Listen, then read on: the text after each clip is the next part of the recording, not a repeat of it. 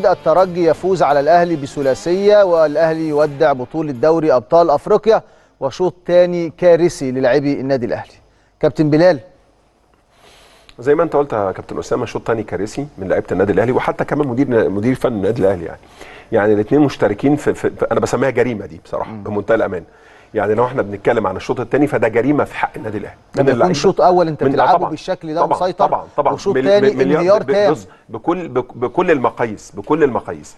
يعني انت الشوط الاول لعبت كويس، اديت كويس، سجلت عشان لما نقول يا اسامه قبل الماتش ان المباريات النوك اوت يعني الفرصه لازم تتسجل هدف، يبقى الفرصه لازم تتسجل هدف. النهارده الترجي راح كام فرصه؟ 4 فرص، جاب 3 اجوان. 4 فرص سجل 3 اهداف. ده خد بالك، هي دي مباراه النوك اوت. عايز تكسب، عايز تصعد، لازم تستغل انصاف الفرص. تمام، عايز تصعد، عايز تكسب، لازم بتقاتل من اول دقيقه لاخر دقيقه. المباراه عمرها ما هتبقى 45 دقيقه. مباريات كره القدم 90 دقيقه. مباراه كره القدم في المباريات النوك اوت في بعد الجروب ستيج انت بتلعب مباراه 180 دقيقه. يعني بتقاتل 90 دقيقه بره ملعبك، بتقاتل 90 دقيقه جوه ملعبك. ما ينفعش ان انا اعمل 45 شوط حلوين قوي زي الفل 100 زي ما عملت هناك، واجي برده الشوط الثاني انزل فيجي فيا جول وثلاث اربع فرص ممكن واحده فيهم تتسجل، نفس سيناريو الشوط المباراه هناك. المدير الفني اتاخر النهارده في تغييرات، اتاخر جدا خاصه ان الشوط الثاني الترجي باين ان هو مسيطر على المباراه. هو ده ربع ساعه. بص هو ايه اللي حصل؟ الطبيعي كنت انت اللي تنزل تضغط الشوط الثاني زي ما ضغطت الشوط الاول بالظبط.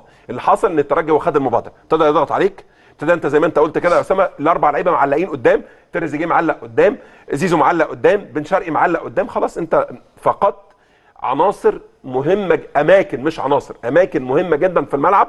كان المفترض ان هي بتطلع بتهاجم زي ما بتحصل في الشوط الاول، بتهاجم بترتد في الحته الدفاعيه. ده كان الواجب. تغييرات المدير الفني الشوط اتاخرت. يعني انا كان ممكن من البدايه ان انا اسحب زيزو، ملوش دور النهارده، ملوش مكان في الملعب، والعب انزل مثلا احط مكانه بن شرقي، والعب بطاهر محمد طاهر هو راس الحربه، انزل العب بمروان كمان، العب بمروان راس حربه، وارجع بن شرقي يلعب ناحيه اليمين، اعمل تبديلات تنشيطيه. العب بن رمضان وده كان لعيب مهم جدا جدا، لعيب يعرف يمسك كرة اثناء الضغط. يعني في لعيبه مهمه جدا وجودها في الملعب ان بتقدر تلعب تحت الضغط كويس. يعني بن رمضان لعيب كويس، لعيب كوره كويس جدا جدا، لعيب هايل، بيمسك كوره كويس جدا، بيلعب بشكل كويس، بيستلم، بيستحوذ، بيرقص، بيخلق لنفسه فرص. يعني الثلاث اربع مرات اللي لعبهم بشكل اساسي عمل مباراه جيده جدا جدا. في تغييرات المدير الفني اثرت بشكل سلبي اكيد طبعا.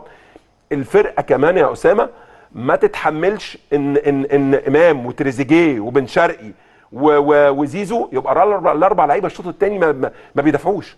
ما تستحملش ان هم ما يعملوش مجهود لمده 90 دقيقه. ما تستحملش خالص.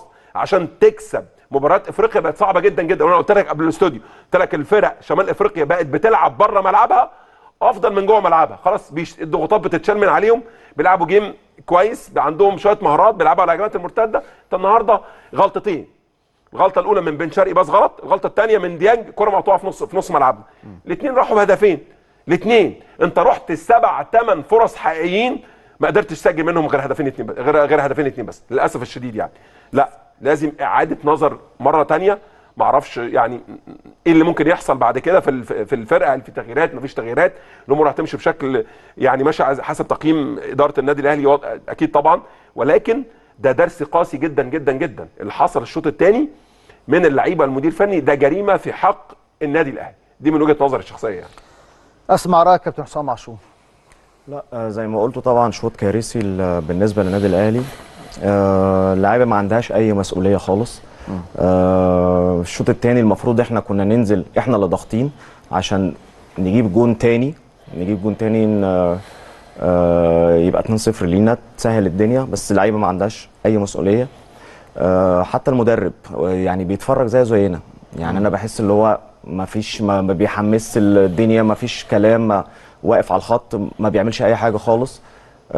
لازم الناس اللي معاه يقولوا له، يعني يتنحرر شويه زي ما بيقولوا. واللعيبه لازم يبقى عندها قلب، يبقى عندها مسؤوليه اكبر من كده.